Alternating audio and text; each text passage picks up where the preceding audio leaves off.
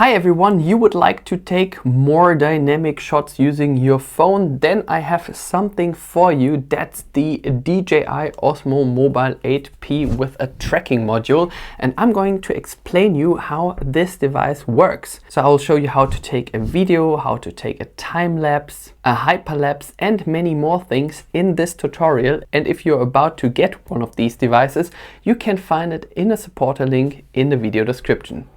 Now let's get started. So first things first, make sure to enable Wi-Fi and Bluetooth and then download the free DJI Mimo app. Once the gimbal is turned on, both of them will automatically detect each other and then you can pair them. That's it. So let's start with these upper icons right here. If you want to go back to home, push the home icon. Here is your exposure. If you want to use some manual exposure settings like the ISO and shutter speed, or if you want to use an exposure compensation, that's possible in this section right here. I leave it in auto for now. If you would like to change the resolution as well as the frames per second, you can do it right here. I recommend to record in 4K, the highest resolution which most smartphones should have by that time. And here you can change the frame rate. So the more fluent your video should look like, take a higher frame rate. For some reason there's no 50 frames per second. So I would go for 60 or 30 frames. And if you live in Germany, most people would probably take 30 or 25 frames per second. Then if you want to make some adjustments in your face to, let's say you want to have a smooth skin color, you can do it right here. You can brighten your slim. Here are your eye settings. Dark circles, you can change your nose without spending too much money on a doctor. Here you can change your mouth, and if you want to get some fresh teeth, that's possible right here. I never use them, but I just want to show you what they do. On the upper left side, you do have some additional settings. For instance, you can use the flash, you can change the white balance, you can use a grid, you have active track, Dolby Vision, and so on. Here's the multifunction tool, you can adjust the speed and you can use gesture control. So by raising your hand with 5 fingers, it will start and stop tracking, and by raising 2 fingers, it will either start to take a photo or a video depending on your mode that you're in. Here are the gimbal settings, so if you need a quick guide, you can click on that icon right here. I have at the moment point and follow, there are spin shots, point to follow, but I'll come to that in a second. As you can see, my phone is not correctly adjusted to that gimbal, so I put it right here, and now it should be straight and level. Then what I would recommend anyways, before you start recording, actually press on calibrate. It looks super weird what your phone is doing at the moment, but it will help to improve the stability using the gimbal and your phone. So calibration successful, that's good. And as shown before, you do have that side wheel mode. I use it at the moment to zoom in, as you can see, or out, depending in the direction you're spinning.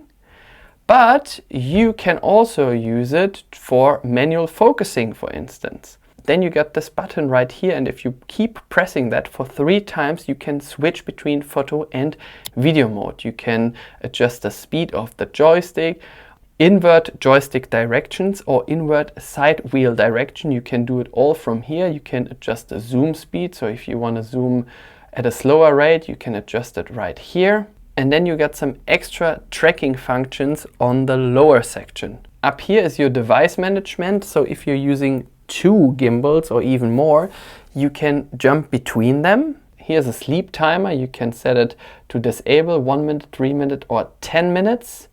You can see the beginner tutorial and you can restore the gimbal parameters. I'm now in video mode, recording in 4K with 30 frames per second. And to start recording, I simply push on this button right here.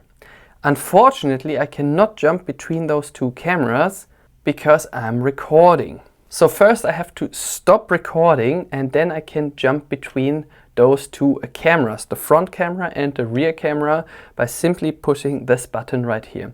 I can move the gimbal in all directions. As you can see, I can tilt it up and down. And if I simply want to center it, I have this pistol button here at the rear side, which I push twice. That's it. I can let the gimbal spin by 180 degrees by making a triple tap. And again a triple tap, and then it turns into my direction. If I would like to track myself now in front of the camera under these hard lighting conditions, I can simply push this pistol button here once. Active track to enable. I have to enable active track as said before. If you're using the glamour effects, tracking will not work. So if I now push this pistol button here once, as you can see, it starts tracking me instantly. Yeah, now it lost me because there is a light, but as soon as I come back into the light, it starts recognizing my face and it goes into all directions. Super easy and well made. So to start this video, now simply push the record button and then it starts recording myself. If I want to turn the direction of the camera, I simply push this button here twice. Then it goes into landscape mode. And as you can see, it keeps tracking me quite well, even under these hard lighting conditions. If I push this button here once again, I jump between those cameras, the front and the rear camera. And then I can go into photo mode. That's basically self-explained, so I can zoom out, I can zoom in. And these zoom sliders are depending on the phone that you have. So if you're using an iPhone 17 Pro Max, for instance, you can zoom in even further than with this iPhone 17. To take a photo, I simply push the trigger button once again. And if you would like to take a photo of yourself, you can also use a timer. It counts down and then you can jump in front of your gimbal. Then you got a panoramic mode. You have 3 different options right here, a 3x3 panoramic photo, and it counts also down because I set a timer in the previous video. And as you can see right now, it takes 3 photos from the top, 3 photos from the center, and then 3 photos from the bottom side. And then it stitches all these photos together and there is no need for post-editing. And why did I set a timer? If you would like to be in front of a skyline, for instance, or a landscape, and that's why you choose to have that panoramic mode, give yourself some time to jump in front of your phone. So there's a 240-degree photo and a vertical panoramic photo. In photo mode, if you use this icon right here, you can enable also gesture control. That means if you're standing in front of your phone, your camera will recognize you and take a photo whenever you raise your 2 fingers. There's also a parent and a kid mode. Place the gimbal on a flat surface and make sure both parents and kids are in the frame. Tap the shutter button to start shooting. So if you play with your kids in front of your camera, it will automatically zoom in if you show something interesting, and it will try to take the best shots while you sit there in front of the camera with your kids. Then there's also a story mode, which gives you some ideas for the life in a city, for instance, with some nice text effects, how to film yourself, and there are tons of different presets. Back to the 80s, afternoon, lucky, brisk, sport, rhythm. And as you can see, it gives you some really good ideas if you travel a lot with your phone and if you would like to get some nice effects using this DJI Osmo Mobile 8. I can recommend 3 things to you. First of all, get a phone, and you can find the current version of the iPhone in a link in the video description, so as this cool DJI Osmo Mobile 8P. And then I can recommend this great looking power bank, which is available in 2 different colors. It supports 165 watts. You have a USB-C port on the side as well as a USB-A port. There are 2 USB Type-C cables included. That means I can use one cable to put it on my backpack, to use that gimbal on the go, while at the same time I can use the other cable, plug it into the gimbal, or into my phone or charge the camera, which is in my backpack, so I will never run out of battery. Then we come to slow motion, which is self-explained because you probably know that feature from your phone anyways. The only thing that drives me a bit crazy is that if I use a different phone, let's say my iPhone 17 Pro Max, which can record in 4K with up to 120 frames per second, it still gives me just 1080p with 4 or 8 times deceleration. But it does not give me the option to slow down in 4K with 4x, for instance. Then you got dynamic zoom, and what it does, it's quite easy. So first of all, you can select either if you want to move out or if you would like to move in. So on this first example, someone is pointing the gimbal on this person right here and moves slightly back while the camera keeps zooming in. While on the second example, someone moves towards that individual and the camera slowly starts zooming out. Really nice for these kind of shots because it looks more dynamic. Then you have time lapse, and that's also self-explained because you know that feature from your phone. You can select the resolution 720, 1080p or 4K with up to 30 frames per second. And that's probably the only mode where I would use a manual white balance. Why?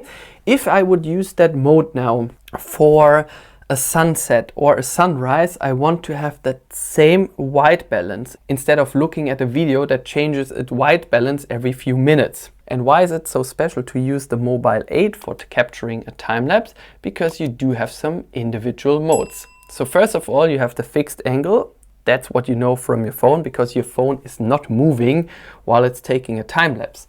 You can set the duration. Let's say we would like to record now a time lapse for 20 minutes with an interval of 4 seconds. That gives me a 12-second time lapse without doing any post editing. If something happens really quick, I would go for a lower interval. And as you can see, at the same time of 20 minutes, the duration with an interval now of 1 second, it gives me a 48-second time-lapse clip. I can also go up to 5 hours. Let's say something happens really long. Let's say we are moving into a new house, and then I would take an interval of 10 seconds. This entire time-lapse will then last for 1 minute and 12 seconds. We can go now from left to right, and that's what you cannot do with your phone alone. Or we can go right to left. So if I use this button right here, it starts to capturing a time lapse for 20 minutes with the interval we selected, and it turns in 20 minutes into the other direction. Let's stop it very quick. Center gimbal. And now the special part is custom motion. So let's say I would like to start my time lapse right here. I wanted to move it in this direction, and then it should stop right here. That's also possible in the time we have previously selected, 20 minutes with an interval of 4 seconds. And now it's doing exactly what we have selected, and there's no need for post-editing. And last but not least, we have Hyperlapse, also possible in 4K, and here you can select your speed. It looks like a time-lapse, however, your camera is not skipping any frames in between. So it's a video which we will accelerate up to 30x of its original speed. And if you walk somewhere in the park, I would probably take 10x acceleration or 5x. And by the way, if you would like to track something in video mode, it can't be easier than this. Just slide with your finger and then the camera keeps track of something that you would like to have in focus. So, and to see all the files that you took, simply hit this icon right here, and that's all the files I took already using the Osmo Mobile 8P. So I hope you enjoyed watching this short tutorial about the DJI Osmo Mobile 8P. If you have any further questions, please make sure to leave a comment below. And if you would like to actively support my channel, you can find this device, the phone and the power bank that I used to record this video in the video description. See you next time here on The Daniel Life.